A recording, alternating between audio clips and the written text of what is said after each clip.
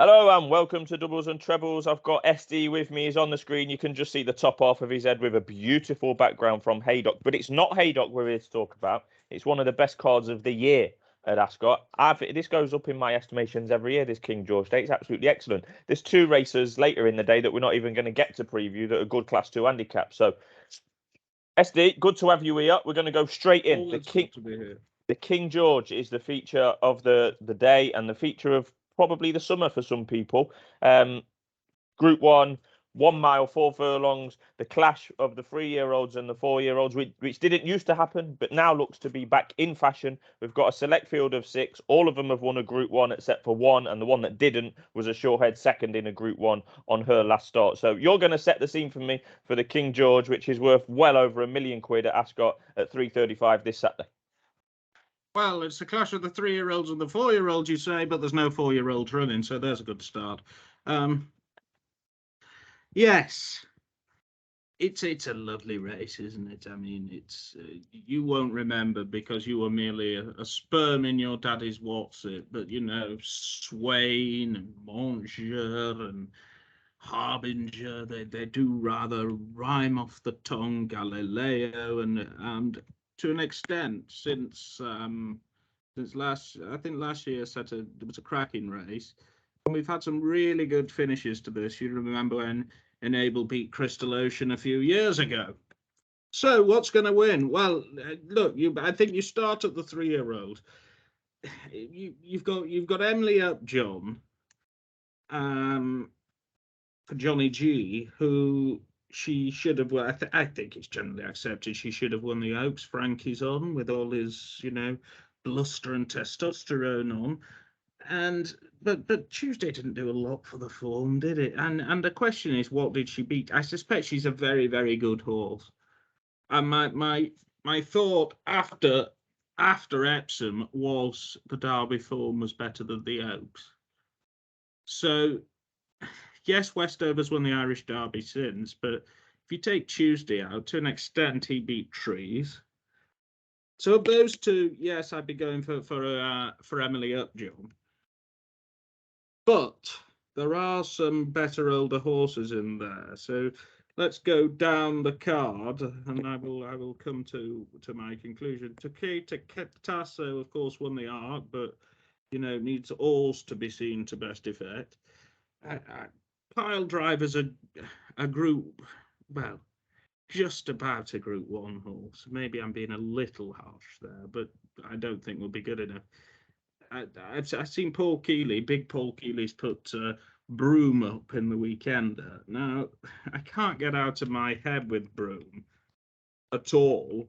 Last year's, I mean, how far was the thing beaten last year in the race? It would be a terrible King George if a horse beaten 9.5 lengths last year were to win. Which leads me to Mishriff. What a lovely horse Mishriff is. Now, again, people will say I'm very harsh, but would I rather have David Egan on his back, or would I rather have James Doyle on his back? I'd rather have James Doyle. Now, people say he was outstayed last year, but, he has won a Group 1 in Dubai. And if it stays fast, he is the highest rated horse in the race by a couple of pounds from the Arc winner. And he's officially £5 in front of Westover and £8 in front of Emily Upjohn. So I would have him at or near favourite. Now, there's some 3-1 about. I snaffled the 9-2 earlier in the week. I told you that was the bet, didn't I? And I think if he's ridden correctly, and the chances are with somebody like James Doyle, he will be, he'll probably win this. The concern is that Ryan goes off on Broom and makes it a stamina test. But at 3-1, I can live with that. I think Westover will drift. I could see Westover starting at 7-4. Well, you've led me in nicely there, Esty, because I agree with the Westover drift. Third in the Derby, a very troubled passage. Went in many a notebook that day. Julie delivered in the Irish Derby, dominated by 7 lengths, really. I think you could have won on it that day. But what did he beat? Tuesday absolutely bombed out a filly in the Irish Derby. Pisbadil was 7 lengths back in second, got beat in France last time. It really was a poor renewal. He's as low as 5-4 at the moment, 6-4 best. And with you, I think he'll go off bigger on the day. He stays very well, Westover. I think that will really be his big advantage round here, but he's too short. He's just too short for me, quite simply. I'll skip over Emily Upjohn in the market and go to Mishriff because that's where you finished. I'm torn on him because, like you say, he's the best horse in the race. The official ratings tell us that. But I think he's better at 10 furlongs, not 12, and he's never won at Ascot in 3 starts. That's my concerns with Mishriff. If this was a 10 furlong race, he would be. He would and should be. Do you think this race is as good as last year's? No, I don't. Love was finished last year and went off 13-8 favourite. I'm going to come on to her in a minute, but I don't know. We can all be clever after the event, can't we? But it's close. It's close to last year's. If you was to take Sandown's Mishriff Sandown run out of the equation here, I'd be dead against him. I thought the form of the Juddmonte was crap. I said it before the race; it was a poor race. I said it after it. Alcohol free went off 9-2 for a Juddmonte. I mean, what more do you need to know, really? But since then, Alan Kerr's been out this year. He was second behind Mishriff at York and won well in Ireland in the Tats Gold Cup. So Mishriff is. I want to be. My heart says against him, but really, he is there, and he was unlucky at Sandown. There's no doubt about that. I thought it was a pretty decent renewal of the Eclipse at Sandown that Verdani won. Mishriff had to come around horses and was second. Was a bit of a blanket finish for a Group 1, as you identified at the time. But there's certainly an argument that Mishriff should be favourite. I just think he might get found out for stamina, as you've alluded to. Emily Upjohn, very impressive on her first 2 starts this year. Really impressive. Went off favourite for the Oak. Missed the break, as everyone knows. Finished a short head second behind Tuesday. Probably should have won, as you say.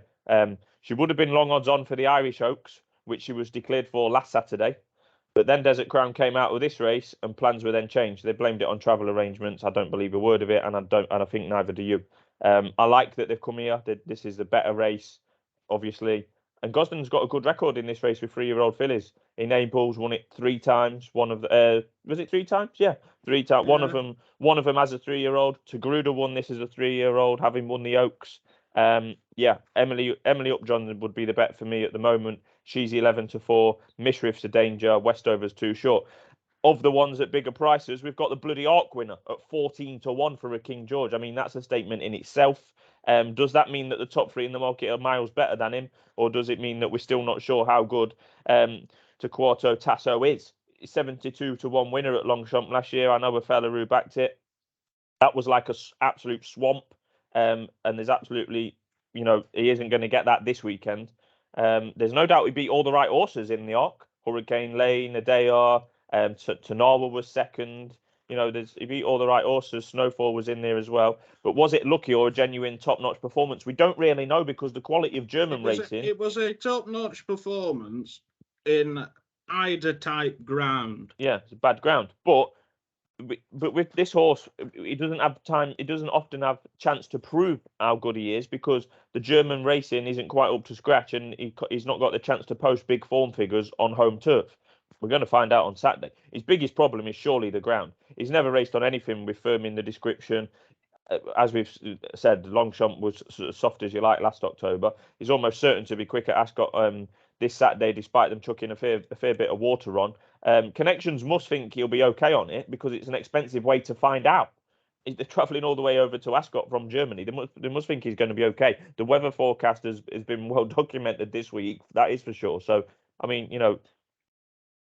run it. If you've got a horse that does not want fast ground and you run him on fast ground, you could ruin him. We're talking about an Arc winner here. So they must think he'd be okay on it. We're going to find out. Broome, the facts are he's running 6 at UK or Irish Group 1s. He's never won any of them.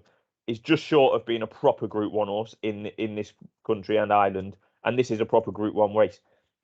Saying that, he was probably better than ever, Broome, last time in the Hardwick.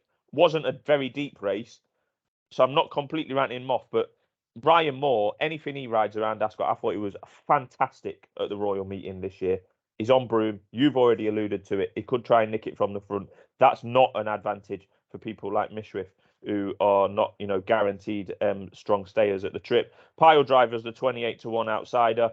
strange type of career. Underestimated regularly, particularly in his 3-year-old career. Upsets the odds now and again. Should have won the Ledger a couple of years ago. Won the Coronation Cup last year. Been a bit of globetrotting since. Second in the Coronation Cup this year on his most recent start, but it was slammed by Hookham by many lengths, and there was bang average horses in behind him. So that's why I pile drive as the outsider. In conclusion, we're not far from making the same conclusion. Mishriff should be shorter, but Emily Upjohn will win, I think. You think? I mean, I did text you last week. I said, what would you do if you were Johnny G? And we looked at the Irish Oaks, and you've got the prestige of this race. And would you believe it? We both backed that horse on Betfair at over 20s, and this is to an extent after timing. But would you believe it? Johnny G suddenly has some travel problems. It's a terrible world we live in, isn't it? Yeah. And do you know what the thing is as well about that? Virtually no one in the media has asked any questions about that at all. At all. This horse was declared a week ago today for a Group 1 in Ireland, would have been 1-2, 1-3 favourite. And then the next day, following news that Desert Crown's got a bruise in his foot or a problem with his foot, she's taken out of that with the intention to run in this. It is the right thing to do, but there's no point in lying about it. And the suspicion is that they've lied about. I wouldn't possibly call Johnny G a liar, but it's just a set of circumstances that have led to her running, you know. Right, that's the biggie out the way. Yeah, Emily Upjohn to me, she's 11-4. So you're Mishriff then, SD, are you? Yeah, I mean, I backed Mishriff earlier in the week, and I'll probably you could get a bit of Burlington about. So yes. Right, like I say, it's an absolutely brilliant card at Ascot Saturday. The 150 is a Group 2 for fillies over 6 furlongs. Lezoo is the favourite at 7-4. She's got the best form in the book, that is for sure. She was second in a similar race at Newmarket a couple of weeks ago. There's an argument that she could have probably finished first that day if allowed to run in a straight line by the winner. It's obviously that she likes Newmarket. She's ran well there on her last twice. Ascot is a much stiffer track, so that's something to put into the pot there. I'm taking her on. With what, I don't know, but I'd happily lay Lezoo at 7-4. There's a bunch of unexposed opponents who a lot of them, fit the bill of could be anything. Glen Laurel, chief amongst them. Palm Lily has won first time out. That Mini Tonka won really well on debut for Han and then bombed out at Newmarket in the race that Lezoo won. That was about a month ago. So I'm happy to take on the favourite. With what, I don't know, but I don't really care if I'm laying the favourite. Any of the others can win. So you're back in the field at 4-7. Yeah. Okay, I'll go for something a little bit more interesting. Okay. Look, Lezoo, you know how good she is. She's probably, she'll probably run to about 105 on Saturday. So can something beat her? Yes, I think is the answer. I'll just go to a couple of these because I think there's just some interesting points here. Glen Laurel won at Thirst. Now, it is very interesting to know that in an 11-runner race at Thirst, when this thing won, in the next run, 8 of them have run since, 1 placed, and the draw that day was 11 beats 9 beats 10. So she could have been flattered, and for that, I'll kick her out. My eye was drawn, please don't laugh, not to, there are several unexposed ones, but to Omniqueen. Well, you have history with this trainer, SD. I mean, I won't embarrass you in front of all the followers, but yeah, was interesting selection and trainer for you. Well, Omniqueen won very well first time up at Ascot. Only ever raced at Ascot. Now, last time, everything went wrong in the Queen Mary. That could have possibly gone wrong. You got short of room and stumbled and stayed on actually quite well, shaping as if 6 furlongs would suit. Now, the horse is out of a 6 furlong winner. And if you could forgive that run, and there's not actually that much to forgive. I mean, look, she was beaten 7 lengths, but a chance had gone at the start. And I do just wonder, especially with 9 running, whether she is the each way value in the race. Look, there are some unexposed ones against her. I'll quickly go through them.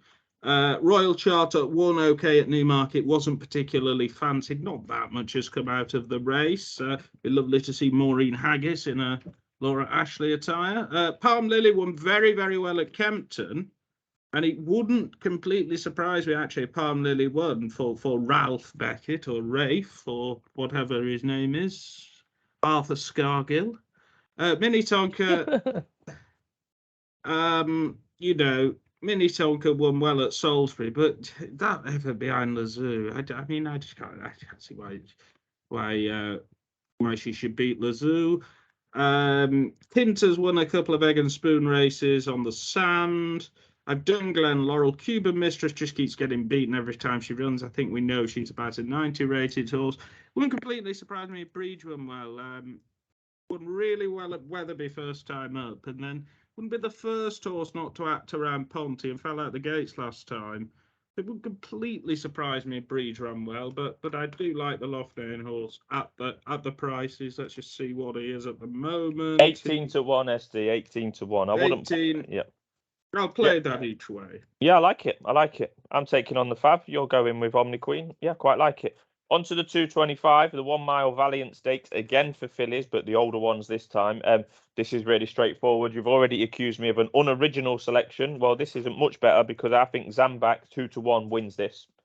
I thought she ran a blinder to be second in the Sandringham. We all know how much Heredia was seemingly well in and seemingly well fancied that day, and she duly delivered. Did not deliver at a higher level next time. But yeah, that was over course and distance. She was actually hampered really late on by the winner. Zanbaq probably wouldn't have won, but Jim had to stop riding a couple of strides before the line. Yeah, I think that looked an above average renewal. I really like her. She's unexposed against these. I think Zanbaq wins this race on Saturday. Simple as that. I don't. Oh, good. I have some concerns about Zanbaq. So, look, she's fell out the gates twice this year. Now, I don't like horses who were slow to start.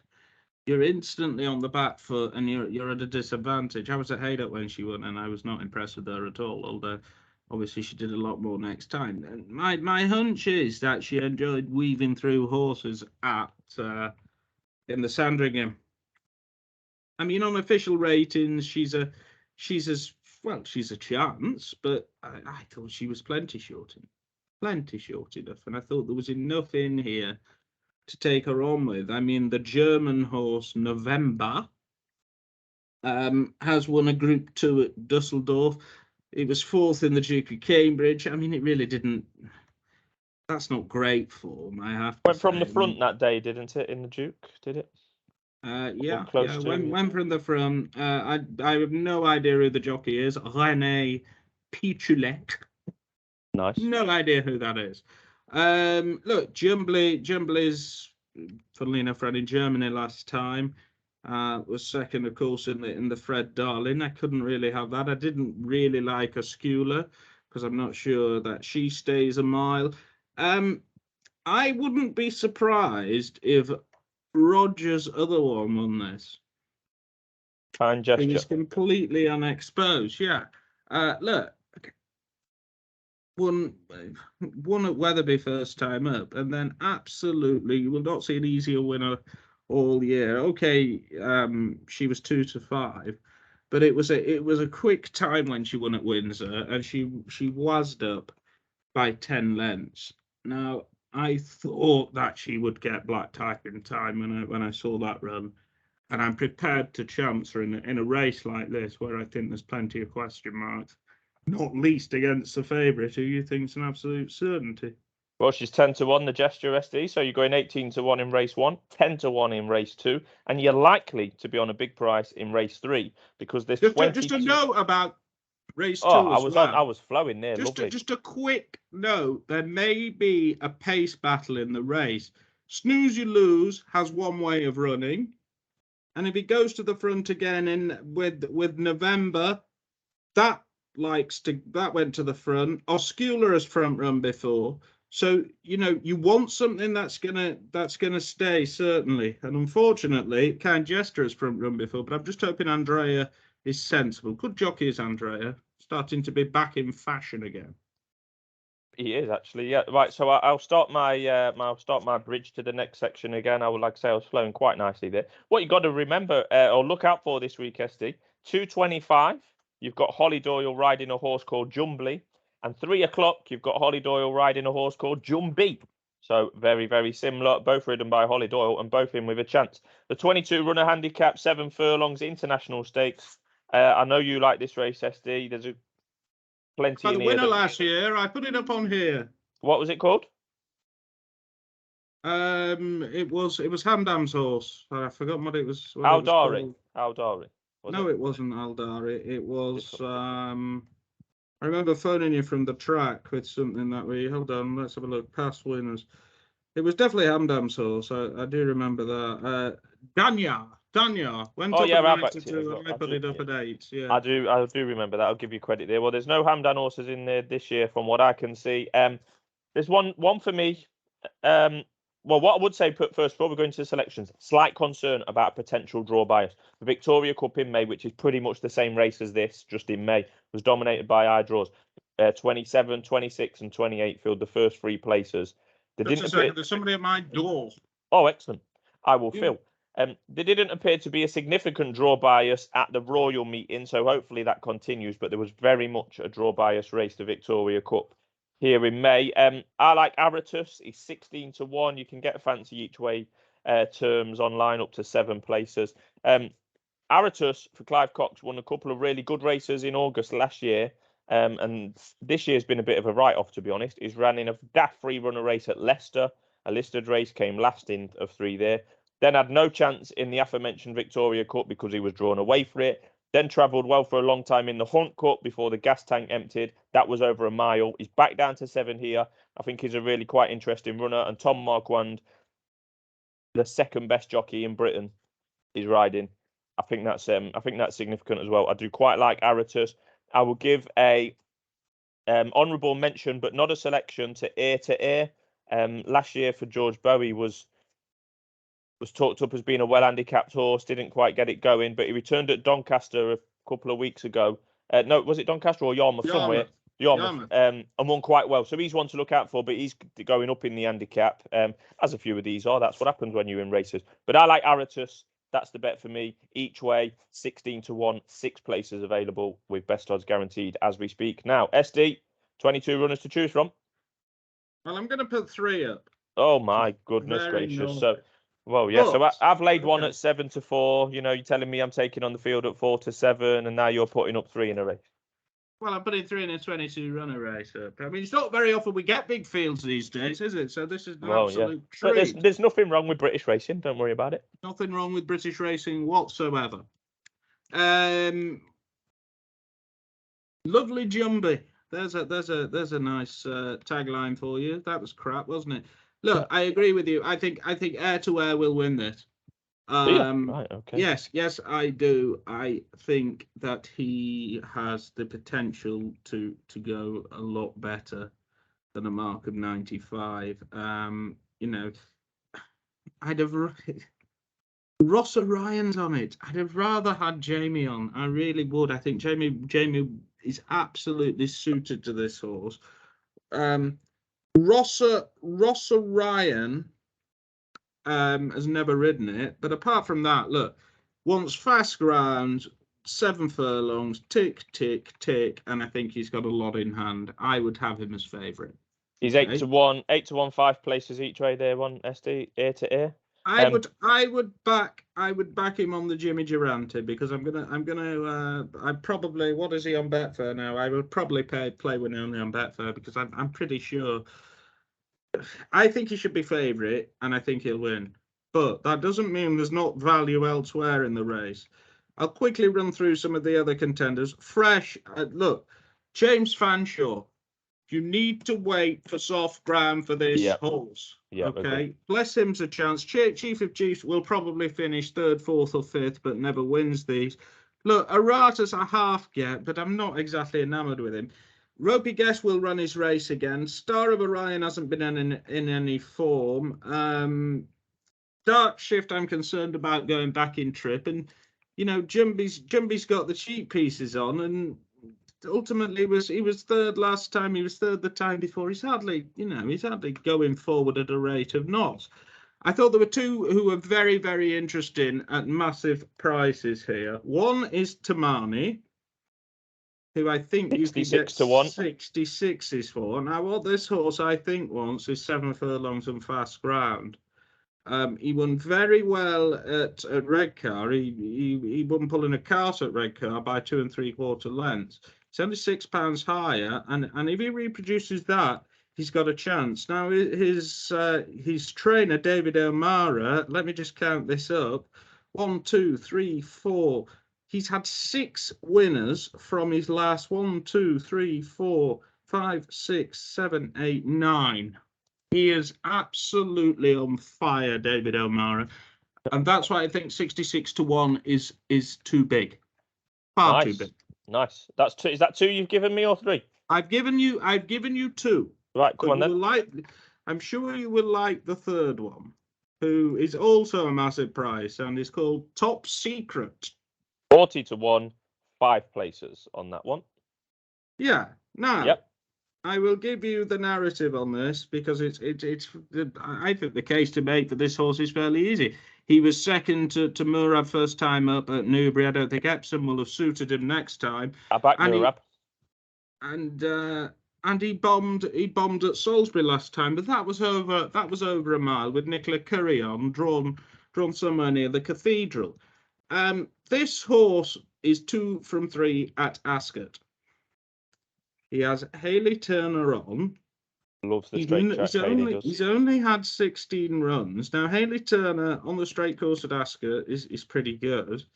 And he's £4 above his last winning mark in a pretty good Class 2 handicap here last year. I was astonished when I saw Top Secret available at those massive odds. And I think there's a pretty good chance Top Secret could go very, very well.